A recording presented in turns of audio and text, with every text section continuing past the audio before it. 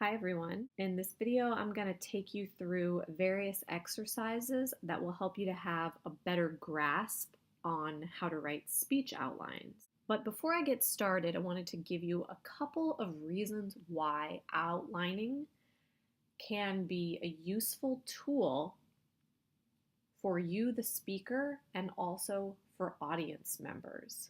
I'll start with audience members. It helps the audience to follow along much better because you, the speaker, have gone through a process ahead of time where you've decided exactly is what you're going to say and exactly how many examples or short stories or scenarios or details that you're going to provide for them to clarify whatever it is that you're discussing based on how much time it is that you have to speak. When speakers don't make outlines and they just decide to go up and sort of wing it, they're unaware of how much time they actually have and how to use that time properly. So by creating an outline ahead of time, you're able to time out what it is that you want to say exactly and how much time you want to spend on each point of your speech. That helps the audience because then for them, it's easier for them to follow along, and also it ensures that the audience doesn't view you as someone who's wasting their time, because that's how audiences can tend to view speakers who clearly haven't prepared their thoughts ahead of time, and for audiences who are jumping from one point to another point and then coming back to their first main point and then veering off to a third point, and then going back to the second point and then telling a story that's kind of related to that second point but not really. After a while, the audience will start to become frustrated by this because you're asking them to do too much work to try to make logical, coherent sense of what it is that you're saying. They'll do so for a certain amount of time, but after not that long, audiences start to get frustrated and the majority of them just tune out or stop paying attention. So you don't want that to happen. Now, it helps you as a speaker as well. And one of the key reasons it helps you as a speaker is that creating an outline and then rehearsing your speech from that outline functions as a memory aid. One of the first things that students say to me when they express worries about taking a public speaking class is, how am I possibly going to be able to remember everything that I want to say? And of course, proper preparation is one way to help the memory process. But actually, rehearsing from an outline is another way to do it. And the reason outlines help with memory is because of how they are laid out visually and graphically, and the way that it uses a series of symbols and indentations to demarcate at which point you are in the speech. The first thing that I want to do is for us to get clear on some terminology and to get clear on the symbols that are used in outlining, because I'm going to be referring back to this terminology repeatedly throughout the semester, and you're going to be using the symbols in your own outline. So it's important that we're all on the same page here. So what I want you to do in just a minute, I'm going to ask you to pause the video. But before you do that, what I'd like you to do is to pull up the 5 separate documents that accompany this video. And those documents, you can find them on Canvas. You're in the module for outlining the speech right here. And click on outlining video lecture, which you've already done because you're viewing the lecture. And then in here you have these 5 supplementary documents. You're going to need each of these for this lecture to have maximum impact. So it's really important that when I ask you to pause the video and to complete X exercise or Y exercise before unpausing the video, that you actually do that you actually pause it, do the exercise, and then come back to hear the remainder of the lecture. So, having said that, we're going to start with this first document that says outlining materials, and you're going to click on it. And this document looks like this. It's actually in an outline format. It says HFCC Learning Lab at the top. and then outlining right here. So go ahead, pause the video, and then come back and unpause it once you've read through just the first page of this first document. Okay, so you've read through the first page of that document with the words outlining right on the top, and in this document, you receive an overview of what outlining is all about. You get an actual picture, literally, of what outlining looks like because it's laid out in outline format. And it gives you some rules that you need to follow when you're making an outline. A lot of those rules have to do with the specific symbols that you use and also some of the terminology that's associated with those symbols. So what I want to do right now is make sure that we're all on the same page. Okay, so when you're outlining, you want to think about that practice of outlining as moving from broad to specific, just like a funnel. Okay, so the topic, which doesn't really have to do with outlining necessarily, the topic is the broadest possible category that everything within your outline will fit under. From there, you get, like a funnel, you get more narrow or specific, and you move to main points. Now, main points are the major ideas of your speech. They're more narrow or specific than a topic, okay, but they're still pretty broad in that you could fit a lot of information underneath them that has to do with these main points.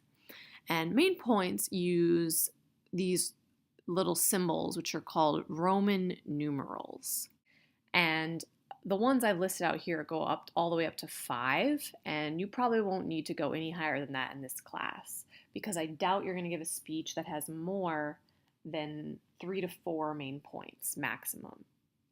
So main points, which use these symbols, are for your major ideas, and those major ideas are more specific than the topic. I'm going to clarify all this with an example in just a minute, so just try to stick with me.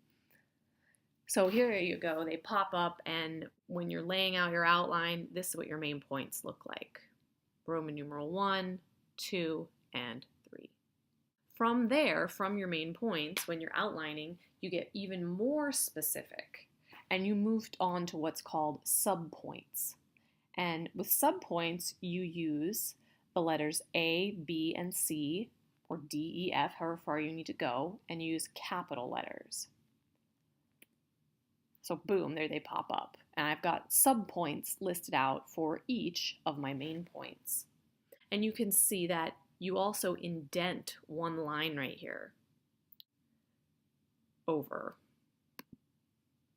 So subpoints, their job is to support or clarify a main point by offering examples, details, specifics, and evidence of those main points. So subpoints are even more narrow than your topic and even more narrow than a main point. If you still want to add more detail to a subpoint, then you would use subpoints. And those use the letters 1, 2, and 3. And they pop up right there. And again, you can see that you indent one line over. So every new level is indented over one space. And subpoints just use 1, 2, and 3, just normal numbers. The job of a subpoint is to support or clarify a subpoint, which we talked about up here, by offering examples, details, specifics, or evidence. And I think this makes most sense with an actual example. So let's look at this example I've used before about if I was going to talk about being in a culture of vegetarians, that's my topic, and I go through my critical thinking process, and I know that I need to come up with some main points which are more specific than vegetarians, because there's a lot I can talk about vegetarians, but I have to narrow it down, my focus. So I come up with my main points. And I gave this example in a previous lecture. I decide, after doing my critical thinking process, that I'm going to do terminology, shared practices, and values. And you can see I'm using these Roman numerals right here. And these, what I've decided, are my main points. Now remember, a subpoint, which is going to come next, is to support or clarify a main point by offering examples, details, specifics, or evidence. So if these are my main points and I need to add in subpoints, because let's be honest, if this was my whole speech, it would take me 2 seconds to say vegetarians have terminology, shared practice, and values. I'd be done. Okay, so you have to add in support and details. Okay, well, tell me more about this terminology. Okay, so this is where the subpoints come in. And I decided that of all the different terminology that vegetarians use, I'm going to offer up 3 different terms: lacto-ovo, pescatarian, and vegan. So what I've done here is I have provided detail or support with my A, B, and C subpoints for my main point terminology. Now, it'd be weird if in this main point of terminology I started talking about the long history that the human race has with being vegetarians, because that doesn't have anything to do with terminology. And that's not to say that the history of the human race and its vegetarian past isn't related to the topic. It is, but it's not related to what I decided were my main points. So everything within here has to relate to terminology. I've decided on lacto-ovo, pescatarian, and vegan. Now, if I wanted to offer even more detail on one of these subpoints, then I would go into another level of subordination and I would be using a subpoint. And let's say, for example, if I wanted to do that and I'm on the subpoint of vegans, and let's say I wanted to tell you about a few celebrities who are vegans, and I wanted to, give that as a more detail on this vegan term. Well, and I wanted to list the celebrities out, boom, it would pop up right here as a subpoint, and I would use 1, 2, and 3, and I would indent like that, and you would see Ellen DeGeneres, Albert Einstein, Erykah Badu as my examples of vegans, right? So this is how the outlining process works. I'm going to go into even more detail in just a moment with our next document that I want you to view. You're in Canvas, I want you to pull up this document right here that says Sample Speech Outline Cubs Fan. And here's what it looks like when you pull it up. What I'd like you to do is read through this outline, don't just skim it, and pay attention to the way that Jacqueline is using her outline symbols and organizing her ideas. And we're going to come back to that in just a minute. Okay, so you just viewed Jacqueline's outline on being a Cubs fan, and that is the topic of her speech. So everything in her speech somehow has to do with being a Cubs fan, because otherwise the audience would be very, very confused. It gets a little bit more difficult as you start going through the levels of outlining. So we're going to start with main points, and this is what Jennifer did in her critical thinking process. She's a huge Cubs fan. There's so much she can talk about, so many different ways that she could organize this speech, different areas of focus or major ideas. But she's got to, at some point, decide what's best for her in this speech, and she's got to sort of stick to those decisions.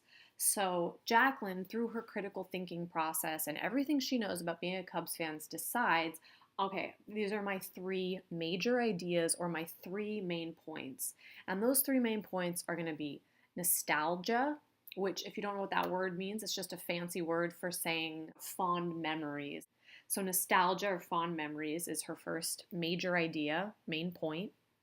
And then superstitions is her second main point, because Cubs fans have a ton of superstitions. And then her third main point or major idea is emotional resilience, because the Cubs always lose, or at least they did up until just 2 years ago when they won the World Series. So you gotta be emotionally strong, she says, when you're a Cubs fan. And again, someone else could give the same speech on being a Cubs fan, and they might have come up with 3 very different main points, and that would be fine. But it's just whatever each speaker decides to focus on. So, okay, it's sort of like a promise that Jacqueline's made to herself and her audience that everything she's going to talk about in this speech has to be within these more narrow constraints of nostalgia, superstitions, or emotional resilience. So you get more and more narrow with each level you go. And you can see she has laid out these main points using the proper Roman numerals 1, 2, and 3. So now we've got our main points settled. Time to move into our subpoints. And remember, with subpoints, you use capital letters A, B, C, D, and so on. And we're still just focusing on the first main point, nostalgia. Well, what a bad speaker would do is say, yeah, Cubs fans, they're really nostalgic, and then wouldn't offer any support or details or examples of this nostalgia that Cubs fans supposedly have. But good speakers, Jacqueline was a great speaker, they know they got to offer support, and that's where subpoints come in. So there's probably lots of nostalgic aspects of being a Cubs fan, but again, Jacqueline had to come up with, she knows she only has time to discuss a few of them. So she really thinks about all the ones that she possibly could discuss, and eventually, I don't know how, she decides what she's going to focus on. So she says, of all the nostalgic aspects, being a Cubs fan, I'm really going to take a look at Wrigley Field and Harry Caray. Now, Wrigley Field is the field that Cubs play on. Harry Caray is an announcer that the Cubs had for like 15 years, and he was very memorable. So she says all Cubs fans have fond memories, and that because of the field and because of Harry Caray. So it'd be strange for Jennifer, if she's talking about nostalgia, to have a main point or a sub point here that was like, and let's talk about what they sell at the concession stands. Well, wait a minute, what? What does that have to do with nostalgia? I'm confused. Or, oh, I know, let's talk about the traffic that people get into when they're driving there. Like, well, that doesn't have anything to do with nostalgia, does it? So you got to stay on track here. Okay, so she's on track. She's got Wrigley Field and Harry Caray as her nostalgic aspects. Now, still, a good speaker, what they need to do is provide even more detail. Well, what is it about Wrigley Field that has to do with nostalgia? I'm confused. What is about Harry Caray that's nostalgic? She's going to explain that in her sub-points. And remember, for sub-points, you use numbers 1, 2, and 3. So she says, well, there's the reason there's a lot of happy memories attached to Wrigley Field is because it's so old. The older something is, the more memories that you have associated with it, right? So it's really, really old. It's the second oldest field for all baseball teams in the United States. It's been around since the early 1900s, and some teams switch fields or cities over time. No, not the Cubs. They've always been at Wrigley Field, so it's very old. And then she says, and it's so old that it's kind of got this charming old age aspect to it. It's hand-operated scoreboard. It's not the electronic one. So that's another reason, that's why it's such a nostalgic place for Cubs fans. So that's one sub point she offers for Wrigley Field. And then another sub point she offers is that, well, guess what? We've been on this field for so long. There's a lot of memorable moments. And from here, she wants to actually list out those memorable moments, or at least provide a few more examples or specifics of those memorable moments. And she's actually going to get into another level of subordination that we didn't discuss with, I guess it would be a sub point. And you would use these little A's, B, and C's. And so she goes into detail about 3 times that these key historical players made particular plays that everybody remembers, and oh wow, that was a great play. So she's sufficiently developed this idea that Wrigley Field has nostalgia attached to it. She's not vague or unspecific. She gives a fair amount of detail. And then she also said she was going to talk about Harry Caray as somebody who brings a lot of nostalgia to Cubs fans. So she's going to do that same thing now when she's talking about Harry Caray.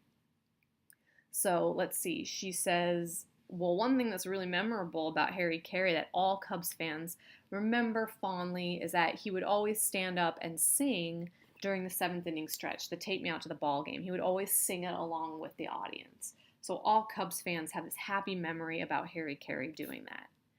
And that happy memory of him singing was memorialized on a jumbotron that the team had installed on the field in 2015.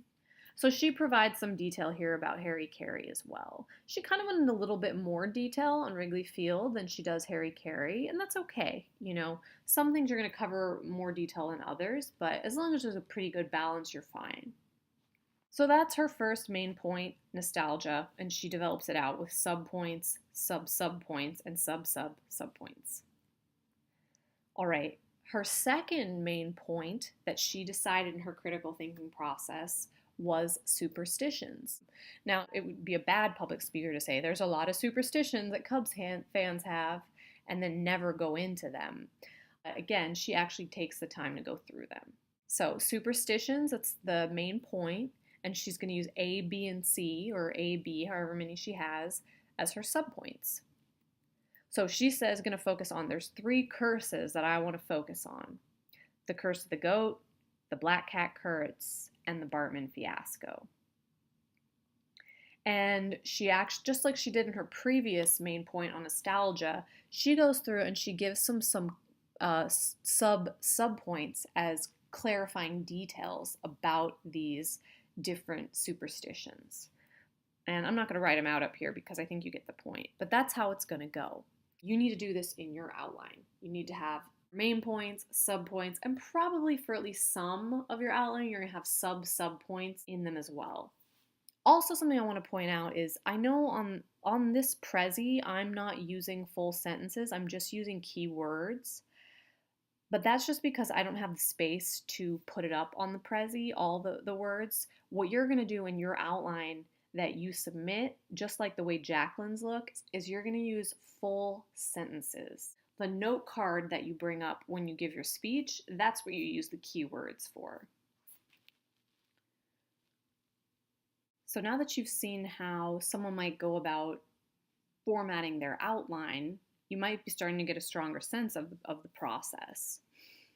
But some of you might still be confused. So I want to take you through another exercise and have you try taking something that's not outlined and put it into an outline format.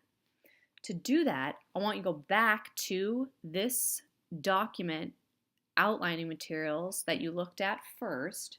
So here's the page that you already looked at, and I want you to scroll down to this, what looks like an essay on peer pressure. And this is a well-organized essay, but it's written in essay format, not in outline format. So what I want you to do is to take this essay and put it into outline format. Now, you don't have to worry about the first paragraph or that last paragraph because these are the conclusion and the introduction. All right? What I want you to do is to try to outline the body portions of this. This third one down here. But what's useful is this first sentence, or excuse me, last sentence in the introduction, just like how our last sentence of our introduction in our speech is going to be a preview of the main points. This essay is similar in that way because they also have a preview statement. So it's this last sentence right here. And here it is. This is on peer pressure. And this is what the author says. Desperate to conform to their friends' values, teens may give up their interests in school, hobbies, and even in certain people. So already for the reader, the audience, that's a dead giveaway of what their main points are. The whole topic is peer pressure, but the main points, the first main point is teens may give up their interest in school because of peer pressure. Their second main point is teens may give up their interest in hobbies because of peer pressure. And their third main point is that teens may give up certain people because of peer pressure. So those are the main points, and you'll start to see them play out right here. This first section is about teens losing interest in school. This second section is about teens losing interest in hobbies. And this third section, which is down here, is about teens losing interest in certain people. So go ahead, and what I want you to do is try to outline this yourself to put these paragraphs into full sentence outline format. And then pause, and then come back to me when you're done. So now that you have tried to put this essay on peer pressure into full sentence outline format, you can check your work against the key that's located on the third and final page of this document. So go ahead and see how well you did with that. So now what you've done is seen how somebody else makes their speech outline. You've attempted to put a well-organized essay into full sentence outline format. And now what I want you to try to do is to take something that's not very well organized and to try to figure out some of the mistakes that this person is making in their outlining attempts. So to do that, I want you to go to this exercise that says fix this outline exercise.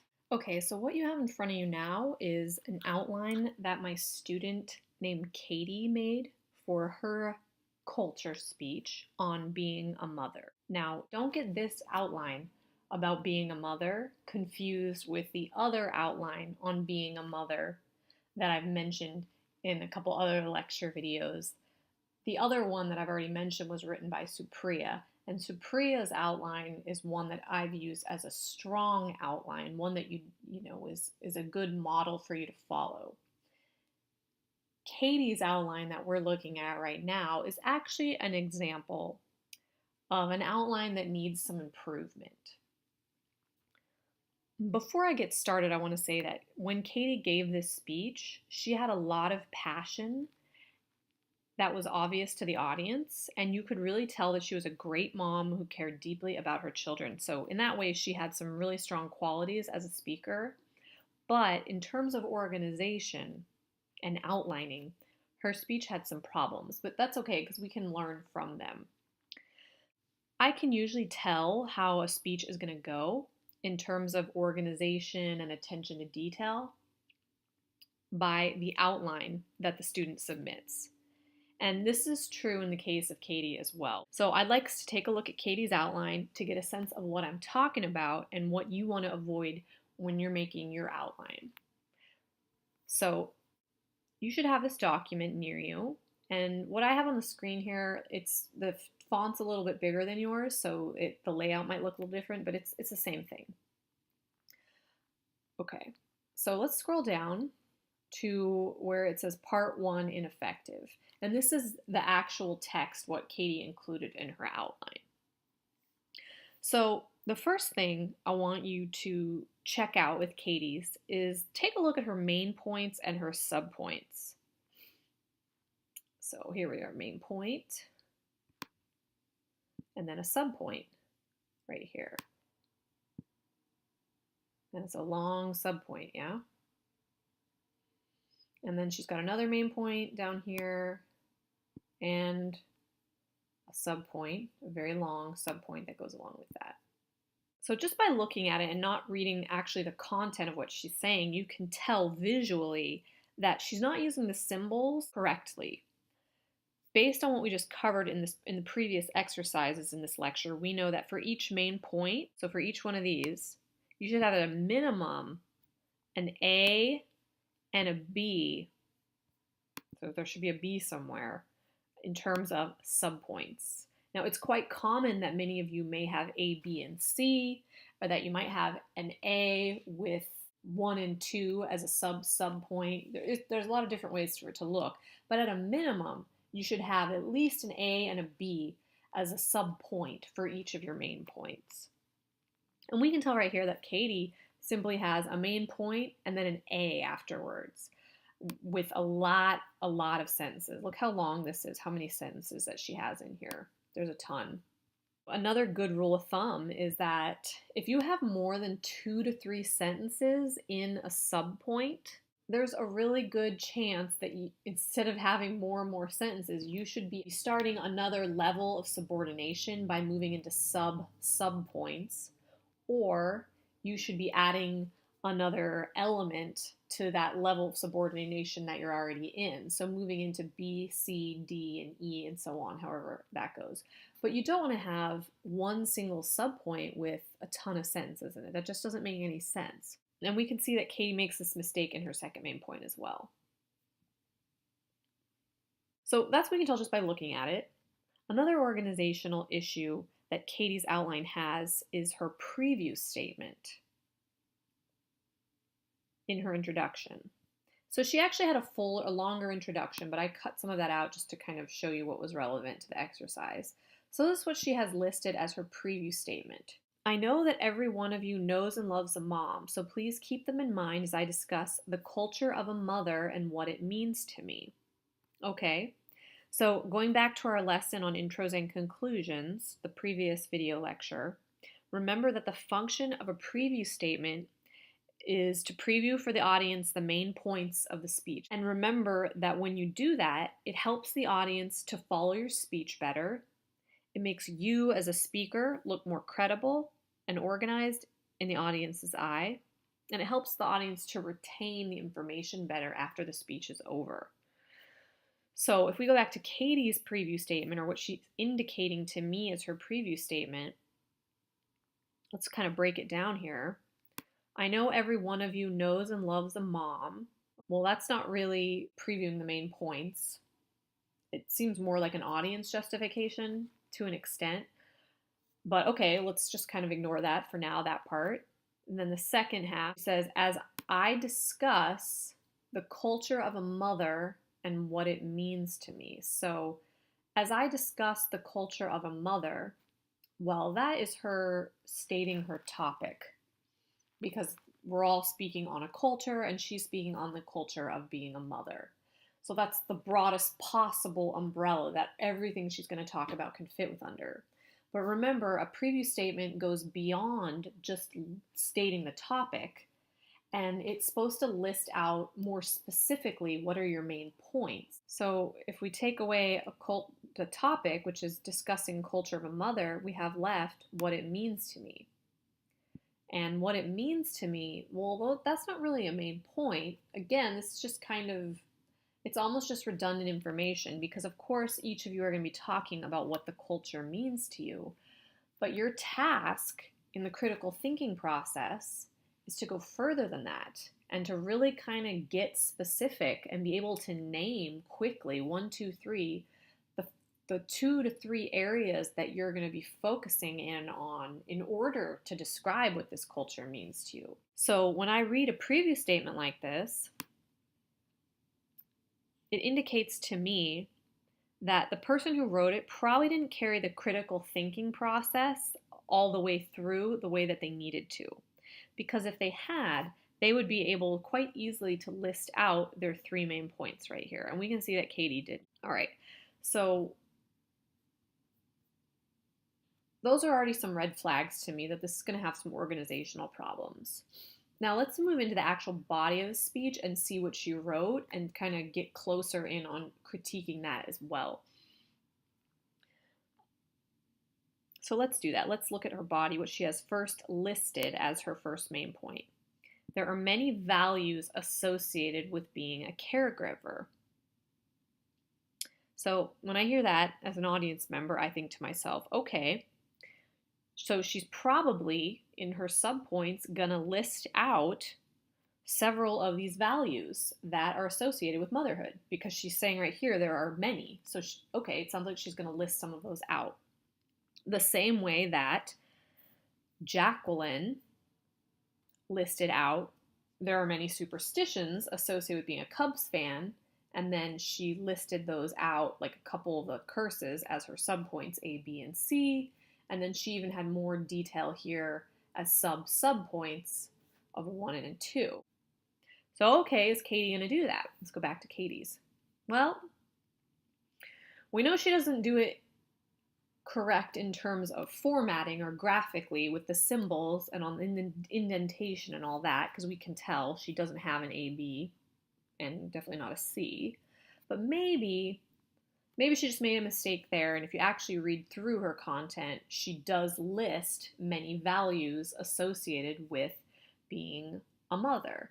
So I want you to actually take a moment and pause the video in a second and read through what she's written and try to figure out what values, how many values is she talking about here. So go ahead, pause the video and do that now. Okay, so you've read through what Katie's written for this first main point and how she developed it, and you're asking the question, does she talk about many values associated with being a caregiver as she sort of promised that she would in what she writes in the main point? And the answer that you're probably coming to is no, she doesn't. You might have been a little bit confused reading it, which is how the audience feels when they hear it. And you have this sense that, like, I get what she's saying, but how does this relate to values? What value is it that she's talking about? And you find yourself probably having to do more work to sort everything out than you need to. That doesn't mean that you're not getting anything from what she's saying. You are. It's interesting hearing about her life. So there is value in it, but it's like she's not fulfilling the promises that she's laid out in what she says in the main point. And the audience is left kind of having to scratch their head a little bit, and you want to avoid that.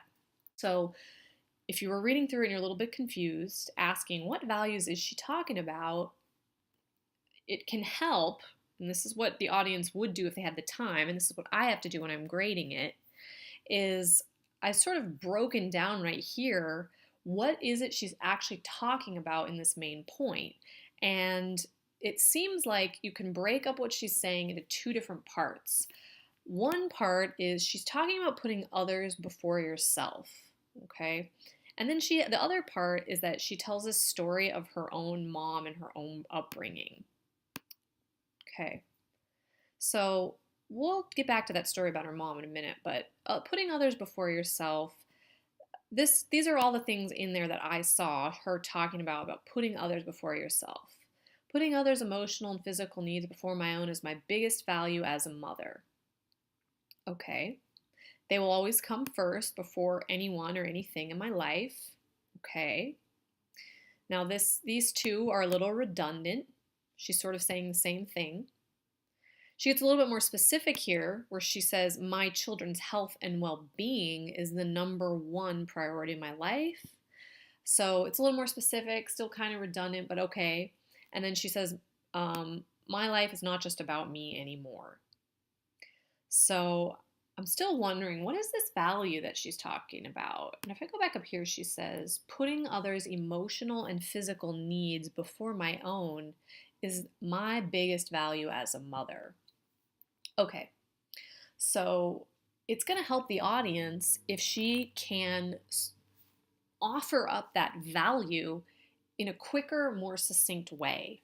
Because usually values are a single word or 2 words at the most, okay? But putting others' emotional and physical needs before my own is the biggest value. It's kind of a mouthful. So a simple way for Katie to solve this problem and make it more organizationally elegant would to just use a word that describes what she's talking about right here. So I think one word would be selflessness. Selflessness is my biggest value as a mother. And then from there, she can detail it out a little bit more. Being selfless means putting others' emotional and physical needs, my children's, before my own. They will always come first before anything or anyone in my life. You know, you could probably get rid of that.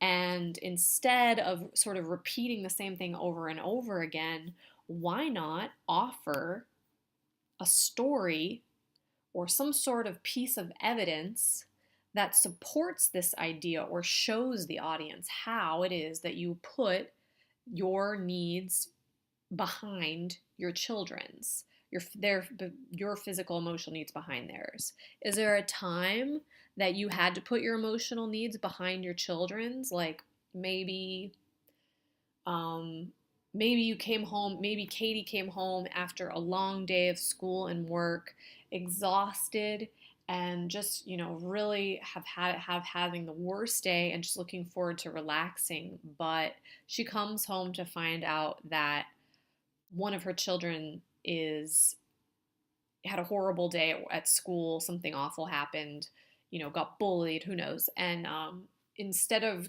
Katie being able to focus on her own relaxation, her own emotional well being, she had to instead, again, put herself last and focus in on supporting her child or fixing their problem. So, actually showing us with a story is a stronger way to make a point than to just kind of keep saying something in a different way over and over again. And so now what we know is, okay, she said in her earlier main point that there are many values associated with being a caregiver. Well, one of these values that she's talking about, even though she really couldn't name it, is selflessness or self-sacrifice or something like that. There'd probably be another way to come up with it, but those are two good ways. Then she has this other part in there, just this story about her mom. And again, the audience might be like, okay, I kind of get how this is related to what she's saying, because she's talking about how she always puts her kids first and that's important to her. And now she's talking about how her own mom didn't do this.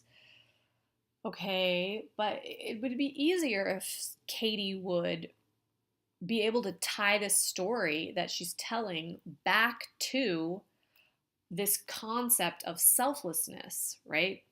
That's the whole main point, this value of selflessness. So what I've done, and there's probably a bunch of different ways that you could revamp this outline, but I have, if you go back to the original document and you scroll down to the bottom, I say part 2, more effective. I've sort of rewritten what her original outline says. And I've got, for her first main point, instead of saying there's many values associated with being a mom, which there are, but you don't have to talk about everything. You can just talk about what you want. So if you only want to talk about one value, that's fine. Then just let the audience know that. Selflessness is a key value associated with being a good mother.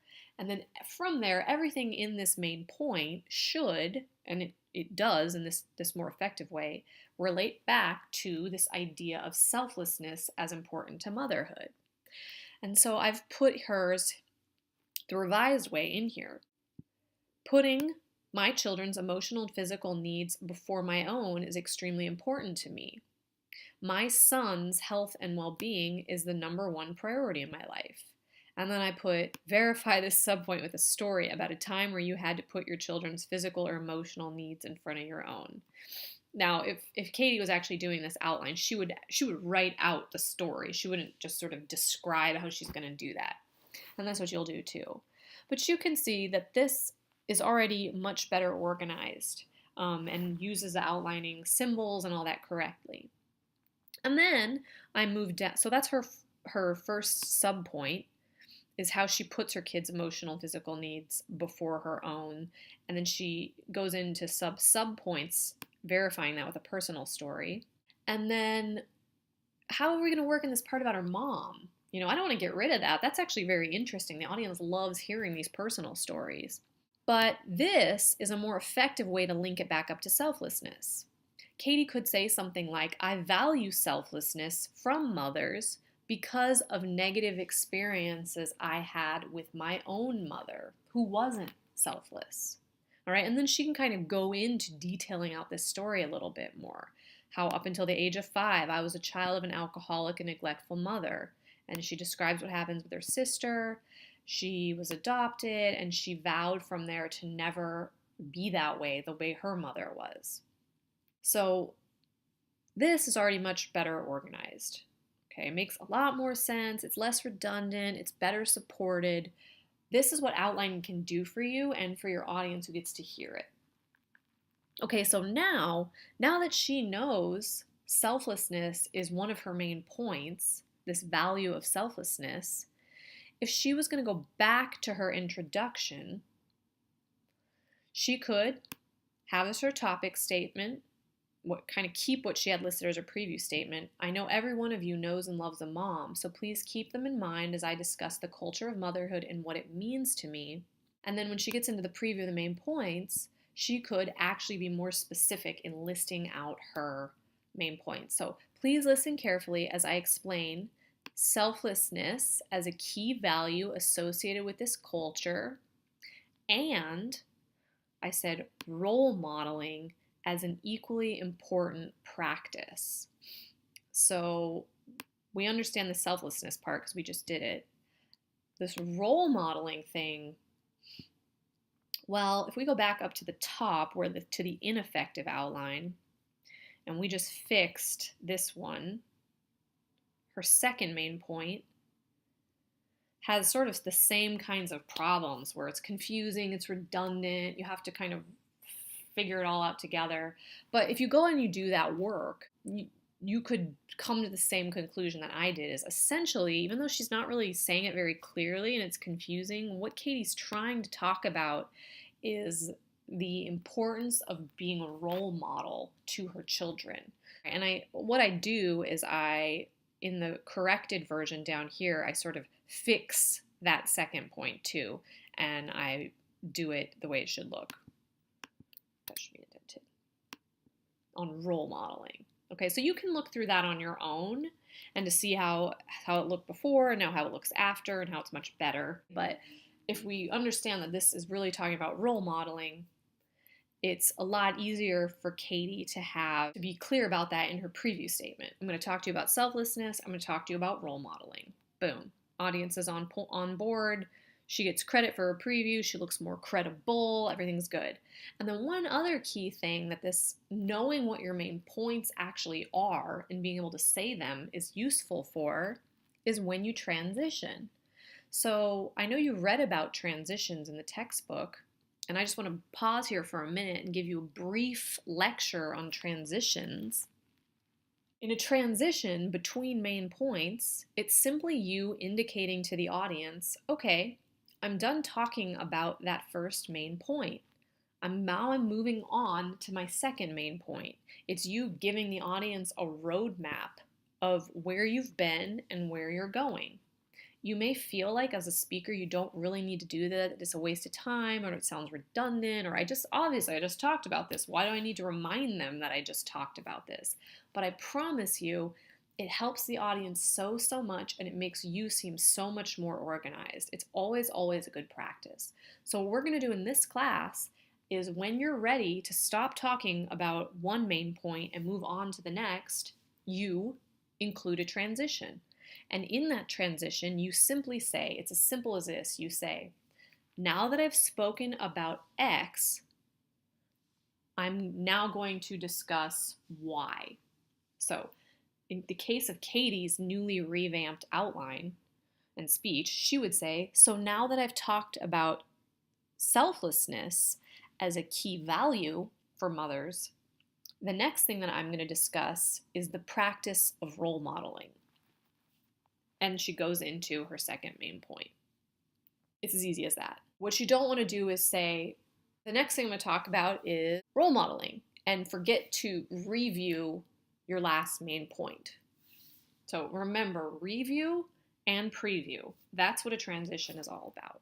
Okay, so now we've gone through a variety of exercises that vary from looking at how someone else made their outline, looking at how you can turn well-organized thoughts into a full sentence outline, to looking at how an ineffective outline can be revised to be more effective. The last thing that I want to lead you with is an exercise that can help you when you're going to figure out what it is that you want to talk about as your main points in your speech. For some of you, when you're thinking about your topic, it might be really obvious to you already, like these are the 3 things, or the 2 things that I want to focus on, and these are the supporting details that I'm going to provide. But for other of you, it might be more difficult to make that decision. So the tool that I'm going to give you all is a tool called mind mapping. And even if you feel comfortable for this first speech, knowing what your main points are, the longer the speeches get and the more complicated the speeches become, it can be a little bit harder to know that going into it. So even if you feel comfortable in this first speech, this mind mapping exercise can still help you out when you're moving into your second and third speech. And it's also just a good tool as a good pre-writing tool for anything you have to write, an essay, a speech, whatever. So mind mapping, this is how you do mind mapping. It's very simple. You put the topic of whatever it is you're writing about in the middle, and then you the first step of mind mapping is to generate ideas. So for our example that we're going to use, and I do this exercise in class a lot, is I say to students, okay, pretend you're giving a speech on how to plan the perfect party. So the first step of mind mapping is to just generate ideas about what would I need to tell people about, to think about if they're planning how to plan a party. And I tell the students the only rule for this party, this perfect party, is that whatever you're doing has to be legal, and you have an unlimited budget. So you think of whatever you want. And so students will just yell things up on the board, yell things out, and I just write whatever they say out on the board. And this is a good exercise when you're mind mapping, is in that first idea of generating ideas. You don't have to be judgmental about what it is that comes to your mind. Just get it out there, just write it down. So I've already kind of written down representation of a lot of the times what students will throw out there and will put up on the board. So whenever you're planning a perfect party, what do you have to think about? Ice, finger foods, balloons, invitations, theme, music, DJ, decorations, date, dress code, alcohol, venue, guest list, this whole thing. If it was your list that you were generating, there might be some that you would leave off or others that you would include, but this is a fair representation of what people come up with, at least as a group.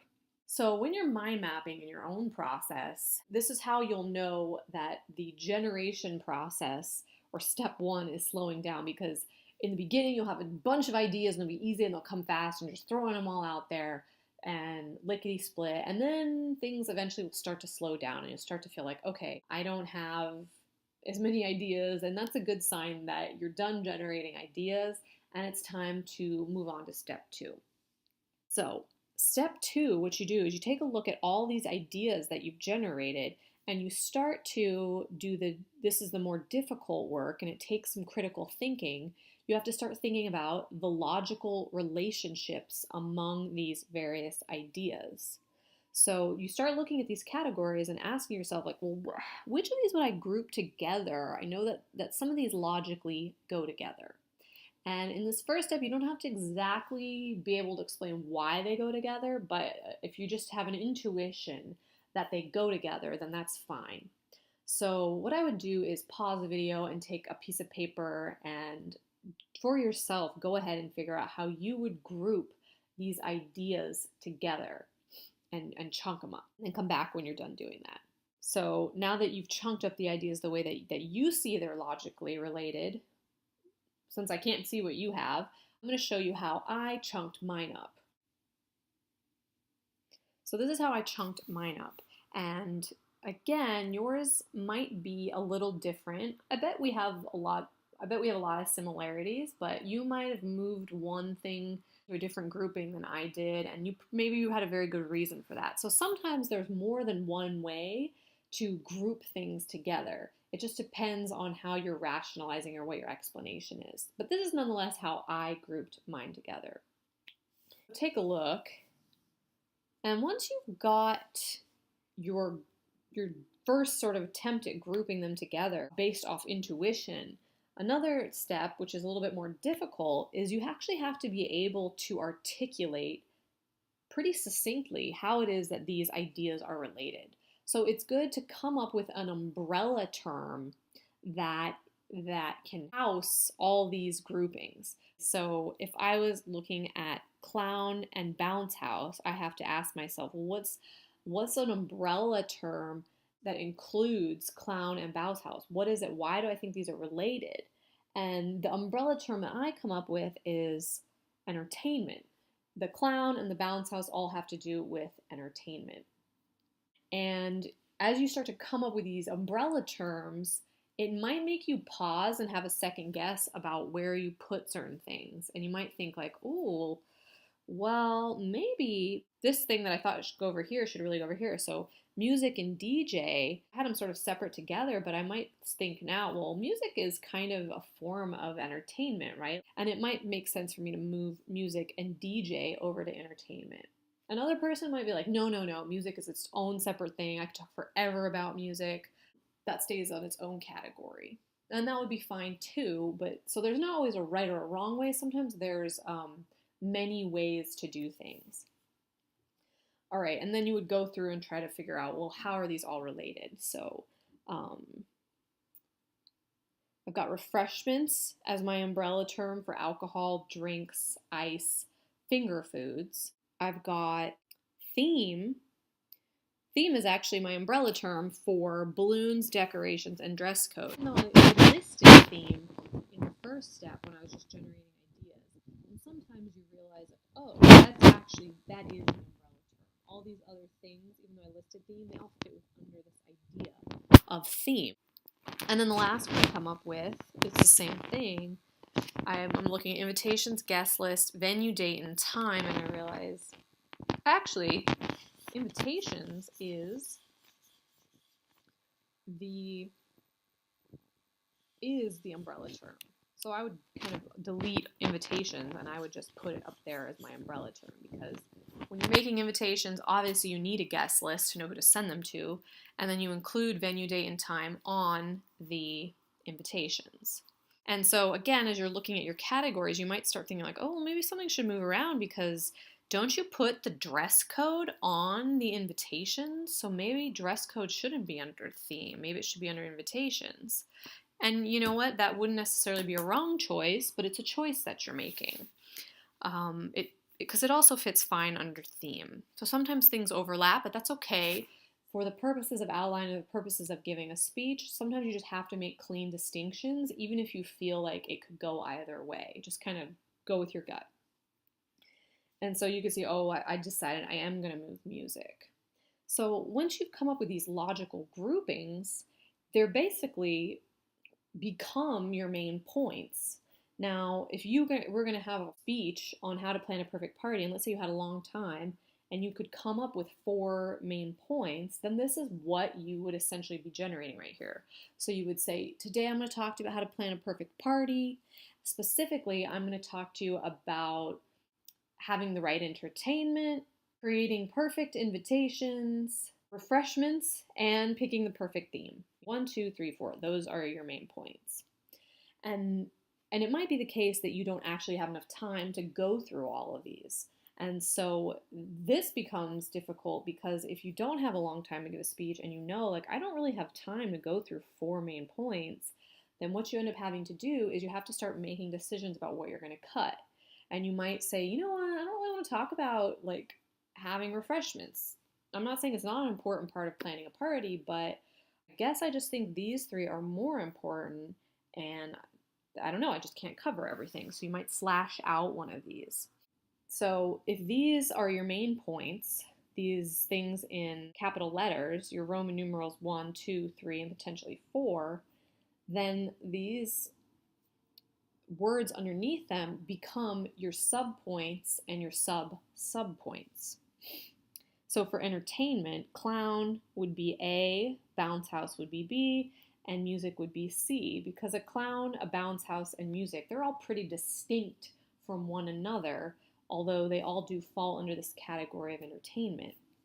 Now for refreshments, I would say ice, finger foods, and drinks, those are all distinct from one another, but alcohol is, and drinks are kind of related.